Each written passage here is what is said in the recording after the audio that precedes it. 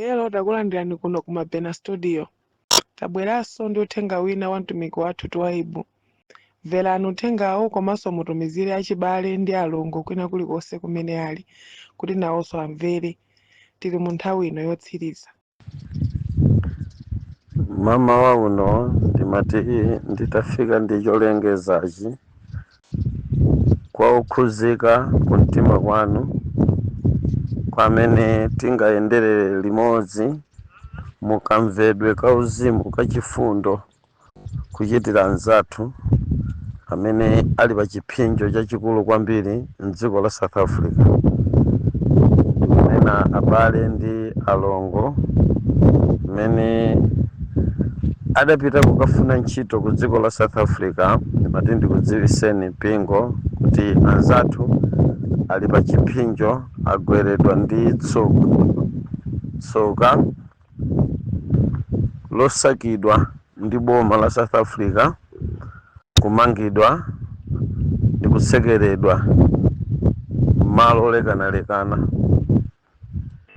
Ndimabwera ndi pempho kumpingo kuti azinzathu awa amene akumana ndi mavuto ku South Africa pakanyengo aka kamene msonkhano wa G20 unayamba, ngakhale pamene udali usadayambe, akhuzika ndi vuto lomangidwa, akhuzika ndi vuto lotengedwa, phatikiza kuti malo amene abale athuwa akuasungira ndi malo opanda zipangizo zoyenerera za umoyo. Akusungidwa ngati dziweto, akuponyedwa ngati dziweto, ngati anga apase chakudya akudyesedwa ngati dziweto, ngati pangakhale mwayi wapogona akugonekedwa ngati ziweto. Ndinali kukhuzika kwambiri pamene ndaona zithunzi za anzathuwa. So pamene kupempherera abalewa, ndimamva kunong'onezeka kwa mumtima mwanga kuti titakhala ndi mapemphero akusala kudya pa tsiku lachitatu kwapempherera abalewa, zikhoza kutichitira ubwino kuti atulutsidwe ng'anjo ya moto imene dziko la South Africa laponyamo. Ziopsezo zimene akukumana nazo ndi nkhanza zimene akumana nazo zili ndi kuthekera kochotsa moyo, zili ndi kuthekera koyambitsanso matenda, zili ndi kuthekera kosowetsa ena mwa abale osazaonanso. Sitikuyenera kungokhala chete ngati mpingo osapempherera abale athuwa. Mukukumbutsani azitumiki anzanga ndi abale onse okhulupirira, mukudziwa kufunikira kwa abalewa akapita ku dziko limene lila South Africa kokagwira ntchito. Ngati dziko timaona zitukuko, timapindula. Abalewa akapita ku South Africa, madera athu, midzi yathu imalandira kusintha kamba ka ntchito imene abalewa amakagwira akakhala mdziko limene lila South Africa. Timapindula chifukwa cha maganyu amene iwo amakagwira. Makolo amasamalika m'midzimu, amathandizira kuti makolo akhale ndi chakudya, akhale ndi polima komanso pogona pa iwo eni ngakhale pa azibale.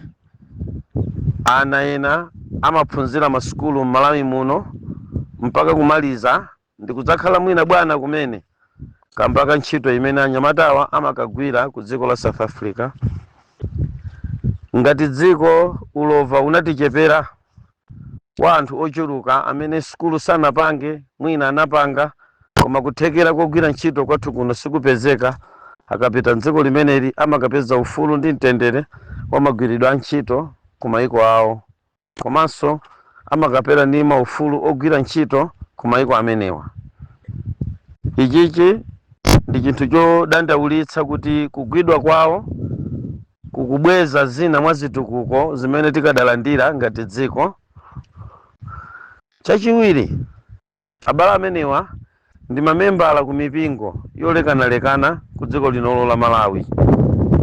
Mpingo ngati dziko, mpingo ngati organization ya dziko lathu la Malawi, monga mpingo timapindulanso kwambiri kuchokera ku chithandizo cholekanalekana zopereka ngakhale za chachikumi zimene zimalowa dziko lino la Malawi kudzera kwa anthu amene anagwira ntchito ku South Africa kapena akugwira ntchito ku South Africa.